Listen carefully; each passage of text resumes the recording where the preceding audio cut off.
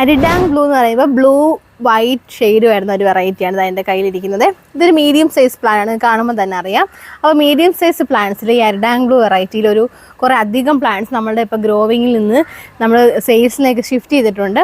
അപ്പോൾ ഒരുപാട് പേര് ബ്ലൂ ഷെയ്ഡ് ചോദിക്കാറുണ്ട്. ബ്ലൂ എല്ലാവർക്കും ഇഷ്ടമുള്ളൊരു കളറാണ്. അപ്പം ബ്ലൂ ഷെയ്ഡ് ആർക്കെങ്കിലും വേണമെന്നുണ്ടെങ്കിൽ ഇതിന് വല്ലത് ബുഷി പ്ലാന്റ്സും ഉണ്ട്, ഇതുപോലത്തെ ഒരു മീഡിയം സൈസ് പ്ലാന്റ്സും ഉണ്ട്. അപ്പോൾ നിങ്ങൾക്ക് അഫോർഡബിളായിട്ട് ഏതാണോ നിങ്ങൾക്ക് പറ്റുന്നത് അതെടുക്കാം.